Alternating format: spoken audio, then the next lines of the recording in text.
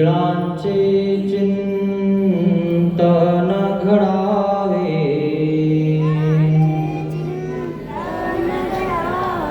जीवनाचे पावन व्हावे,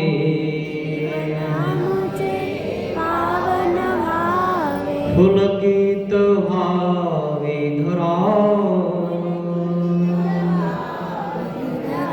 स्वामी श्री चक्रधरा। जय जय श्री चक्रधरा, स्वामी श्री चक्रधरा। जय जय श्री चक्रधरा, स्वामी श्री चक्रधरा। स्वामी श्री चक्रधरा, स्वामी श्री चक्रधरा। श्री गोपाल कृष्ण महाराज की जय। दंडवत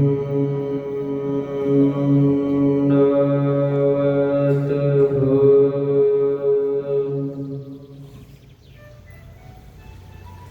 महानुभाव शिदोरी आश्रम निपाणी, छत्रपती संभाजीनगर या ठिकाणावरून आलेला हा आश्रम गाव आकोट या ठिकाणीच भव्य असं श्रीकृष्ण मंदिर। या श्रीकृष्ण मंदिरामध्ये श्री द्वारकाधीश महिला मंडळाच्या वतीने हा शिदोरी सत्संग आयोजित केलेला आहे। सकाळच्या सत्रामध्ये आपण विचारस्थळ बघणार आहोत। विचारस्थळ विचार करण्यासारखंच आहे आणि या विचाराने माणूस सुदृढ होतो। म्हणून माणसाचा विचार चांगला पाहिजे। आचार एखादा माणूस करेलही, पण जसं वाळलं लाकूड मोडून जातं ना, कारण शोभतीचा आचार करणारा माणूस टिकत नाही। ते वाळलेलं लाकूड आहे। तुम्ही एखाद्या झाडावर चढला असता कधी, आंब्याच्या म्हणा, जांभळीच्या म्हणा, त्याच्या फांद्या काही वाळलेल्या असतात ना, आणि मग त्या जर वाळल्या फांदीवर जर पाय दिला की फांदी कटकन तुटते, आणि पाय दिल्याबरोबर तो पटकन दिशेवरचा खाली पडतो। म्हणजे आचार करता करताच माणूस तुटून जातो। म्हणून आचार किती करावा ना, आपल्या अधिकार अनुरूप करावा।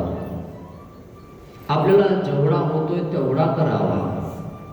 तुमचा अधिकार जेवढा आहे तेवढाच करा। जास्त करणार ना तर वाळून जाता, आणि वाळलं ना तर तुम्ही म्हणता हे काहीच करत नाही, मीच आपला करू काय, आणि मग तुम्ही तुटून जाता, मोडून जाता। दुसऱ्याला बघून माणूस दुःखी जास्त होतो। म्हणून दुसऱ्याकडे कधी बघू नका, आपण पडून जातो। त्या वाळल्या लाकडावर आपल्याला पाय द्यायचा नाही, आपल्याला विचारावर पाय द्यायचा। म्हणून विचारे दृढता, आचारे योग्यता। जो विचारपूर्वक सांगितलेला जो आचार आहे तो करतो, त्याची योग्यता होते। नाही तर मी तुम्हाला काल सांगितलं, 9 दिवस माणूस खूप आचार करतो नवरात्रात। 9 दिवस झाले की तो मोडून जातो, तो पुन्हा काहीच करत नाही। असं नाही झालं पाहिजे। आपला सदाचार महत्वाचा आहे। सदाचार म्हणजे रोज महत्वाचा आहे। रोज केलं पाहिजे। रोज केलं तर तो सदाचार म्हटला जातो। आणि म्हणून हे सगळं रोज करावं लागतं। जसं शेतीमध्ये बी लावावं लागतं ना, तर त्यासाठी त्यातल्या काशा काढावं लागतात, त्यासाठी आधी नांगरावं लागतं, नांगरल्यानंतर मोगडावं लागतं. मग आता नवीन निघालं रोटावेटर, म्हणजे त्याला बारीक करावं लागतं. मग बारीक केल्यावर त्या काशा गेशा सगळ्या पुन्हा जावं लागतात आणि मग त्या पेटून द्यावं लागतात आणि मग बी लावावं लागतं. म्हणून 11 विधीचं अनुष्ठान केल्याशिवाय हे सांगितलेलं शास्त्र तुमच्यात उगतच नाही. देवपूजा, प्रसादवंदन, दंडवत, आरती हे जे काही आहे ना, हे 11 विधीचं अनुष्ठान सांगितलेलं आहे. ते तुम्ही केलं पाहिजे. आणि ते जर केलं नाही आणि सरळ जर तुम्ही बी लावलं तर पडकामध्ये काय उगणार आहे? ते पडकच आहे ना, तिच्यामध्ये आधीच गवत आहे. आणि त्या गवतामध्ये तुम्ही जर समजा एवढं महत्वाचं बी लावून राहिले ब्रह्मविद्येचं, तर कसं उगल? पडकात तर देवाने सांगायलाही सांगितलं नाही. त्याच व्यक्तीला सांगावं की ज्याला काहीतरी घेण्याची इच्छा आहे, नाही तर इतर व्यक्तीला तर सांगू नये. अशी जे ऐसे लोहे पाणी, म्हणजे लोहे पाणी गिळून राहतं तसं राहायला सांगितलं. पण एक विचार असाही आहे ना, डोळू कैल्या बाळकाचा दृष्टांत सांगितला स्वामींनी. म्हणजे सांगतात पुन्हा ओकून जातं. म्हणजे ती बाई पुन्हा पाचते, पुन्हा ते ओकतं, पुन्हा पाचते, पुन्हा ओकतं, पुन्हा पाचते, पुन्हा उलटी करतं. शेजारी पाजारी म्हणतात, कशाला पाचते त्याला, आहे ना, कशाला दूध देते, तुला कळत नाही का, ते उलटू राहिलंय ना. ती म्हणते आणतो तरी लितेल, थोडस तर जाईल ना म्हणे जिबीला, तर बसन ना चटका. तेवढंही जर झालं ना तर त्याला बरं वाटत. तसं आहे, आतमध्ये थोडं तर जाईल, नाही काही झालं तर असा नुसता फिरंत कुणी दंडवत तर करील, आहे ना. पडकामध्ये ते असं आवत नाही फिरत का रिकामं, तसंही जर फिरलं ना तुम्हाला सांगतो उभे गवत खाली झोपून जातात. तसे झोपतील तर घरी 2 दंड बळच घालतील. सगळे घालून राहिले मग आपल्याला घालावं लागतील. नाही तर ते म्हणतील तू कसं काय घालणार, तू काय मानभाव नाही, खरं की असंही होतं ना. आणि म्हणून सगळ्या सोबत करावाच लागतं. आणि म्हणून त्याचीही शेती चांगली होऊन जाते, तुमचीही होऊन जाते, हे ना. आणि म्हणून असं हे आपल्याला 11 विधीचं अनुष्ठान करून हे आपल्याला आपल्या हृदयामध्ये उगवायचं आहे. नाहीतर हृदयात उगतच नाही मित्रांनो. सगळ्या विधी करत जा, है ना. आणि ते तुम्ही करत असतात. तर बघूया आता कशा प्रकारे आपलं प्रकरण आहे, हे ना. विचार प्रकरण आहे, खूपच महत्वाचं आहे. एवढं तर आपलं शक्य नाही होणं, कारण खूप मोठे वचन आहे. पण जेवढं होईल तेवढं, हे ना, थोडं थोडं थोडं थोडं सश्यासारखं पळायचं नाही का नाही. आपलं कासवाच्या गतीनं धीरे धीरे धीरे धीरे जाऊया, नाही तसं सदमून जातो, है ना. त्या वाळल्या लाकडासारखं काम होऊन जातं, जाईन मोडून. त्याला वाटलं आता कासव यायला वेळ लागल, गेलं झोपून, त्याला झोपच लागली आणि कासव गेलं पुढे. म्हणून कोणी काही म्हणा, ही करत नाही, येत नाही, दमानी.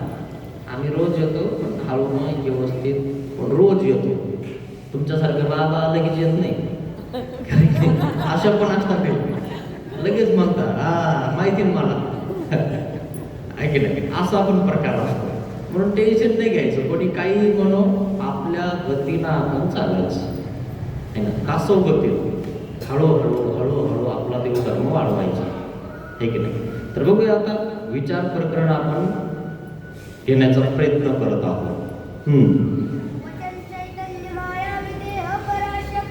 चैतन्य माया विदेह पराशक्ती,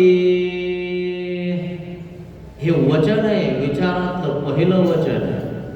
चैतन्य माया विदेह पराशक्ती. आचाराच्या नंतर विचार मांडलेला आहे, कारण आचार कोणाचा पक्का होतो ना विचार. ज्याच्याकडे विचार पर ज्ञान आहे त्याचाच खरा आचार होतो, तोच खरा आचार करतो. आणि म्हणून आचारा पुढे विचार प्रकरण संबंधिले. अजून आचारा बाई ब्रह्मानुभूती ते दुर्लभ, अशी ब्रह्मानुभूती सुलभ आहे म्हणजे दुर्लभ आहे. मग ती ब्रह्मानुभूती सुलभ करून घेतली काही भक्तांनी, काही शिष्यांनी सुलभ केली म्हणजे ब्रह्माचं पद प्राप्त करून घेतलं. पण ज्यांनी ब्रह्माचं पद प्राप्त केलं नाही त्यांची कवन गती ना माया चैतन्य माया विदेह पराशक्ती. ज्यांनी आचार केला नाही, त्यांचा उद्धार झाला नाही, त्यांची गती काय झाली? चैतन्य माया, चैतन्य मायेच्या चक्रात अडकले. आता ते मायात अडकले म्हणून मायाच्या कर्मात गेले. मग कुठं गेले? जे अनुसरले नाही, ज्यांनी देवधर्म केला नाही त्यांचं काय झालं? चैतन्य माया विदेह पराशक्ती. चित चेतने चित ज्ञाने ती चैतन्य माया तिने तुम्हाला जागृत केले. तुम्ही दम स्वरूपात पडलेले होते.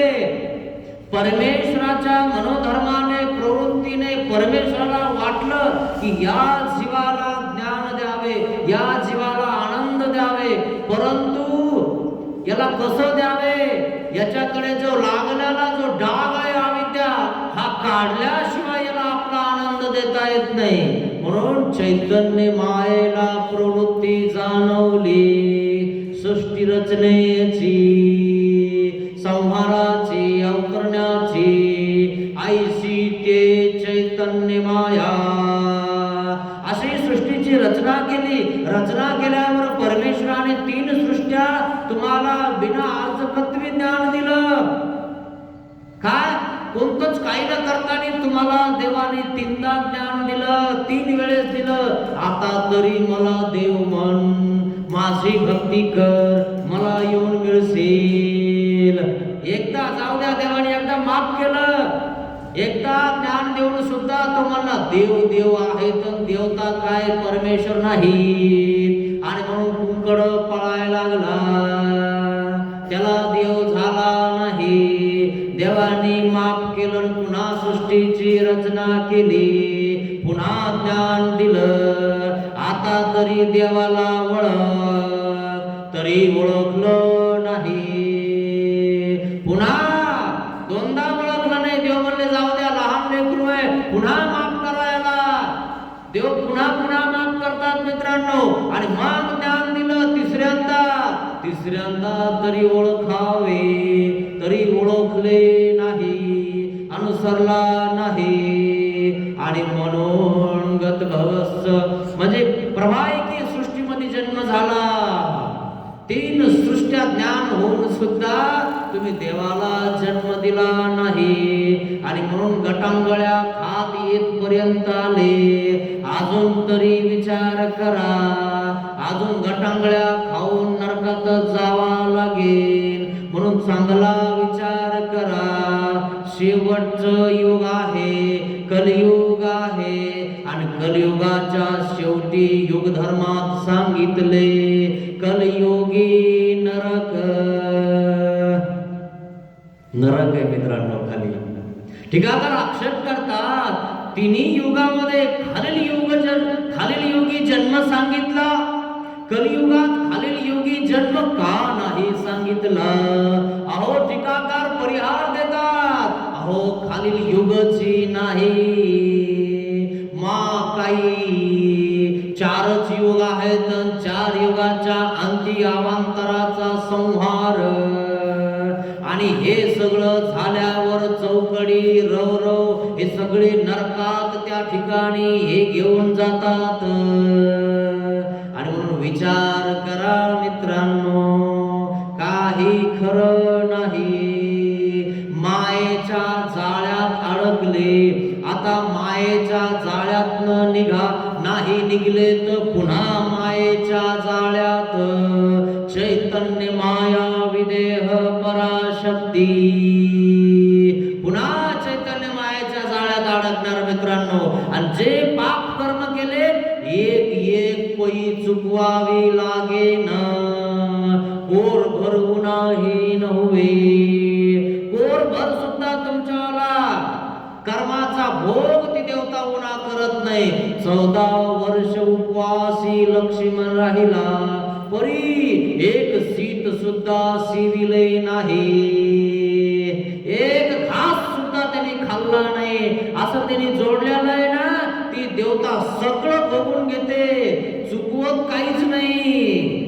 आणि म्हणून विचार करा मित्रांनो, तुम्हाला मायेच्या चक्रात पडायचंय का देवाच्या सांगितलेल्या चक्रातून बाहेर निघायचंय? श्री चक्रधर स्वामी तुम्हाला चक्रातून बाहेर काढण्यासाठी सांगत आहे की बाबा रे, ब्रह्मानुभूती ते दुर्लभ, ती सुलभ करून घ्या, परमेश्वर प्राप्त करून घ्या, 11 विधीचा अनुष्ठान करून घ्या, तै पावे तेव्हा देव होईल, नाहीतर मायाच्या चक्रात पडणार.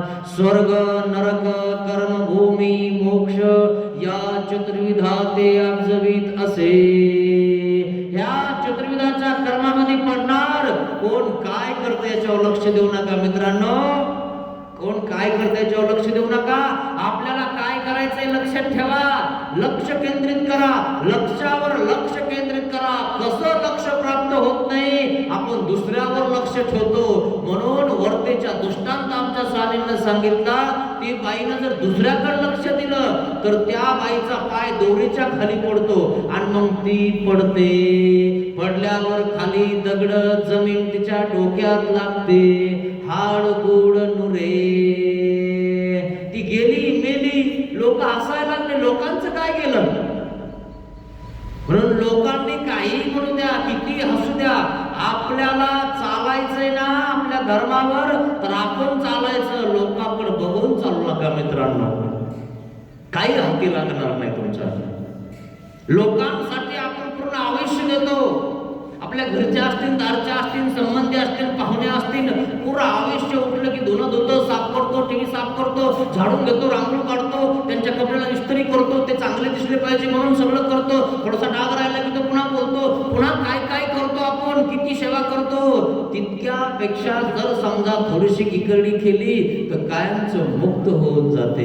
बस करणार आता, किती वर्ष करणार? 56 आवरले ना आता, 56 झाल्यावर तरी आवरा ना, कम से कम शेवटी तरी कपडे घाला. लायसन तर घ्या ना, की माझं गाडी चालवायचं लायसन आहे, तुम्हाला पोलीसवाले पकडणार नाही. पोलीसवाले म्हणजेच यम लोक आहेत मित्रांनो, ते तुम्हाला पकडून कुठं घेऊन जाते? चौकडीत घेऊन जाते. चौकडीचं आयुष्य, चौकडीचं नरक 60 लाख वर्ष, 60 लाख वर्ष. आपण तर 60च वर्ष जगतो, तिच्यातले 30 वर्ष गेले, राहिले 30, तिच्यातले 15 पुन्हा झोपीत जाणार, राहिले 15 तिच्यातले उठ बशीत बोलण्यात जाणार काही. 10-12 वर्षात तर देव प्राप्त होतो मित्रांनो. तरी आपण विचार करत नाही की देव कसा करावा. तुम्हीच विचार करा मित्रांनो, काय खरंय काय खोट आहे. पण सत्य म्हणजे सत्य. ऐसी बात बोल की कोई न बोले झूठ, ऐसी जगह बैठ की कोई न बोले उठ. काय देवाने जे सांगितलं ना ते सत्य आहे. सत्यम शिवम सुंदरम.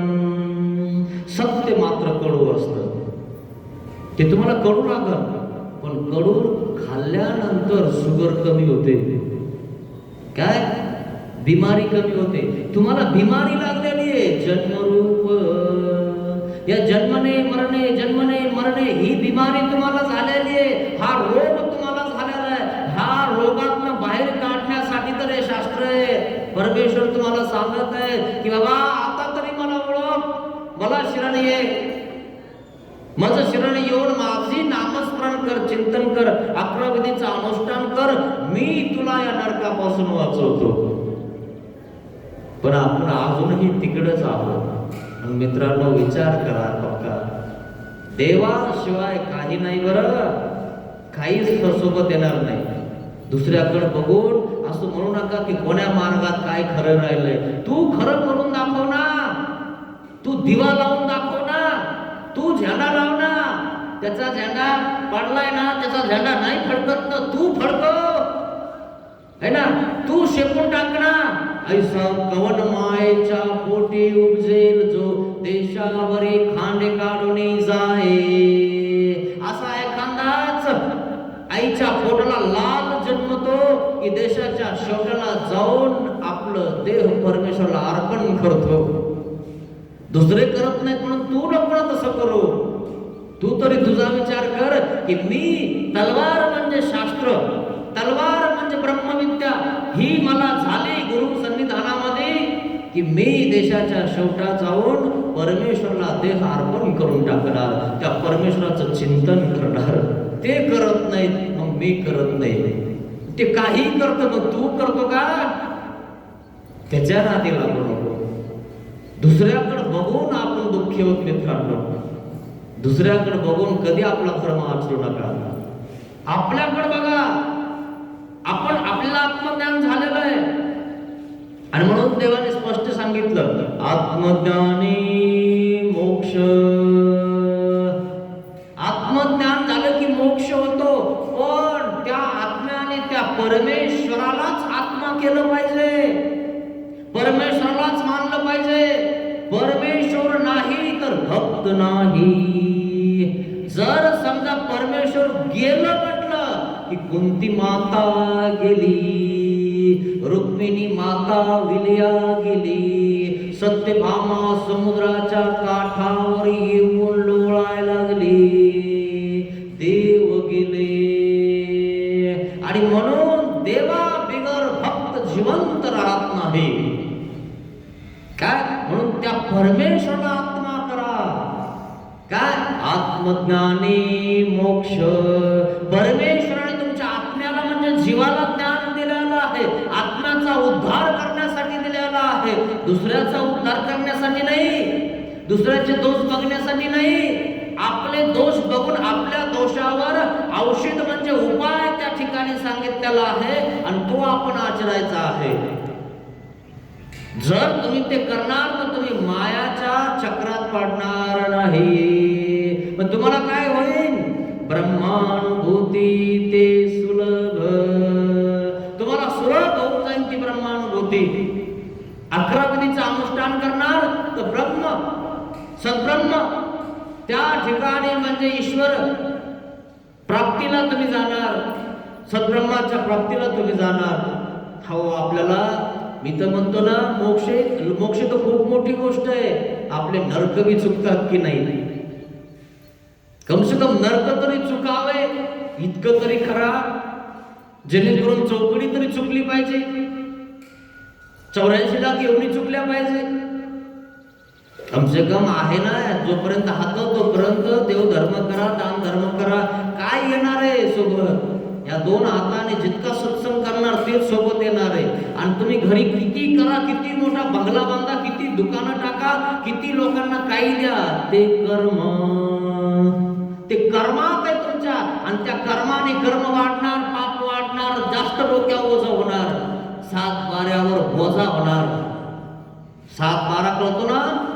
7 बाऱ्यावर बोजा असतो सरकारचं. हे कर्ज काढतात आणि म्हणतात देऊ ना देऊ ना, आणि शेवटी म्हणतात महाराज माफ करा ना, माफ करा ना, है ना. म्हणून कर्जमुक्तीची आंदोलन तुम्ही बघितले असतील. आमचं कर्ज माफ करा, आमचा कोरा करा, 7 बारा, है ना. घेताना बरा मोड वाटला, आता कोरा करा म्हणतो. खरं की नाही? मग केला तर केला एखाद्या राजाने कोरा. मग कोरा करण्यासाठी कम से कम तितकं राजाकडे जावं लागन, यावं लागन, म्हणावं लागन, विनंती करावं लागन. हा झाला दृष्टांताचा सिद्धांत. काय तसं परमेश्वराकडे यावं लागन, सत्संग करावं लागन, पाया करावं लागन, दंडवत करावं लागन, 11 विधीचं अनुष्ठान करावं लागन, अन्नदान भजन क्रिया करावं लागतील. आणि जर आडणीची क्रिया, एखाद्या मार्गाला आडणी होती आणि आडण्याची क्रिया तुम्ही केली आणि तुम्हाला त्या ठिकाणी ती आडण्याची क्रिया घडल्यामुळं परमेश्वर तुम्हाला धरून नेणार. म्हणून सतत करत राहा मित्रांनो.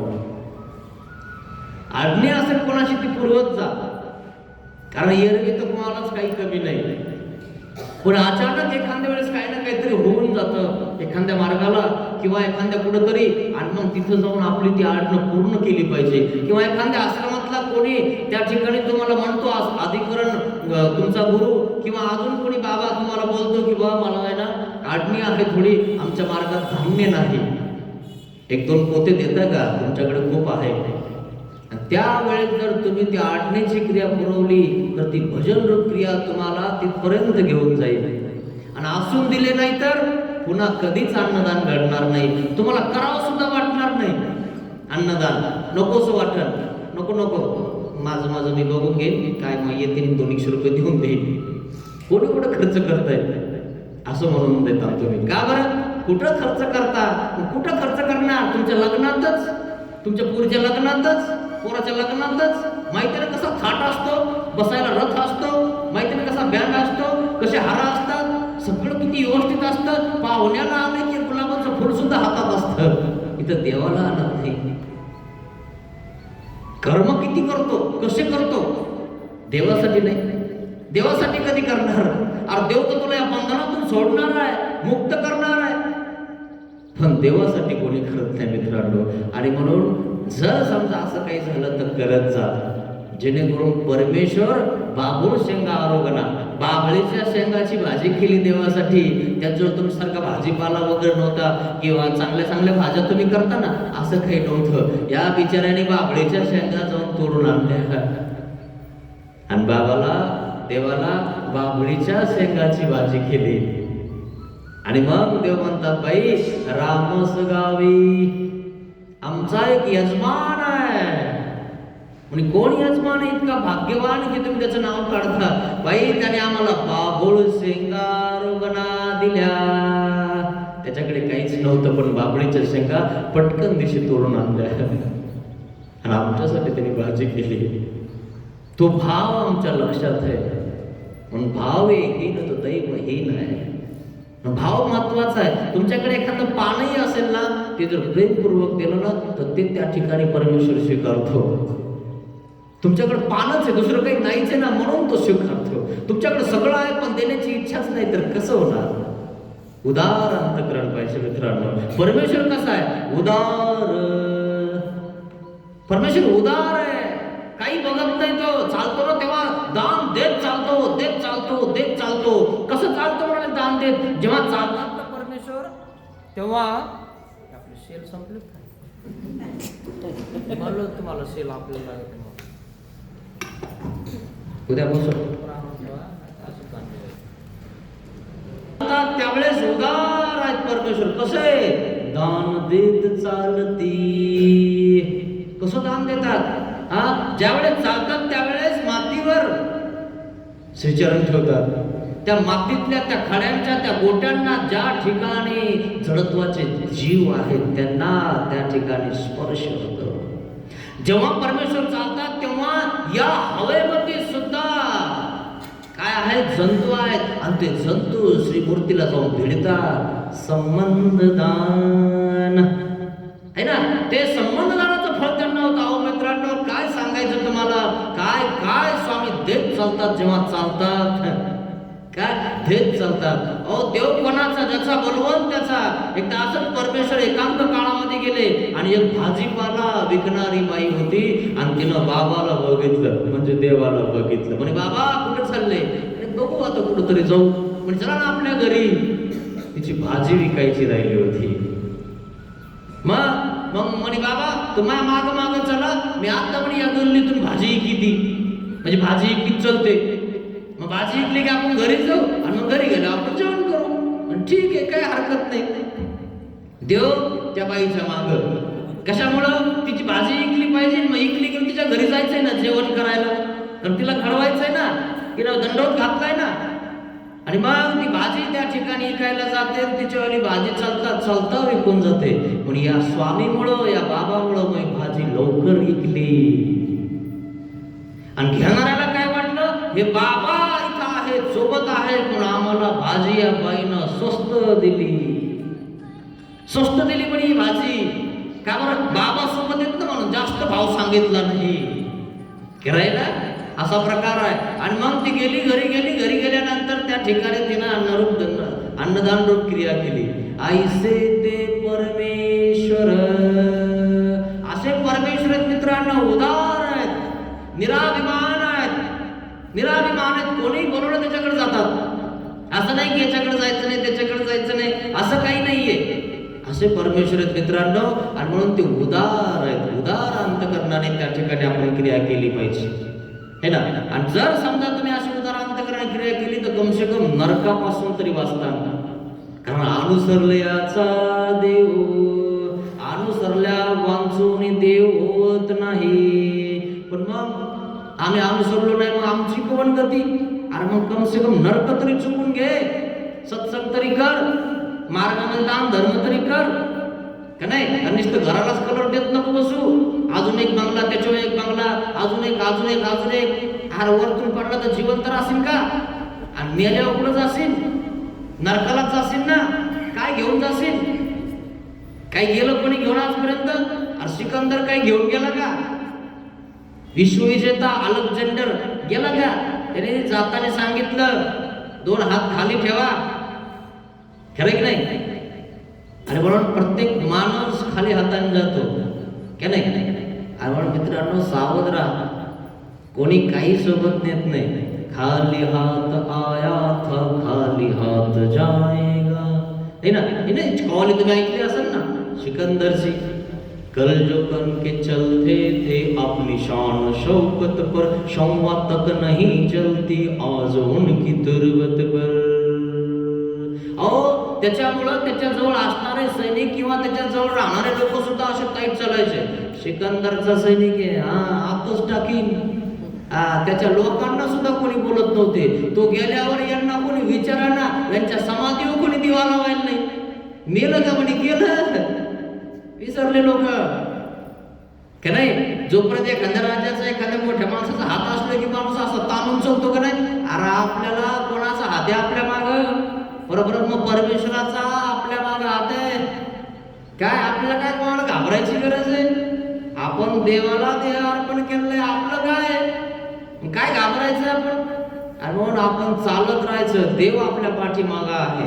अर्जुनाने एवढं सैन्य मागून घेतलं नाही, देवाला मागून घेतलं. विचार महत्वाचा आहे. आणि देवाने सांगितलं मी शस्त्र उचलणार नाही. मग काय करतात म्हणे महाराज? विचार सांगेल. विचार स्थळ लावलेलं आहे, काय गोष्टी सांगेल. मग दुर्योधन काय म्हणतो, ती काय गप्पा मारायची जागा आहे काय? गोष्टी सांगन म्हणे. अरे वा, तिथं बाण सोडा की छातळात लागतो आणि म्हणे गोष्टी सांगन. सांगायला गोष्टीच या असंच आहे. त्या कानाच्या मागं लागलं आहे ना.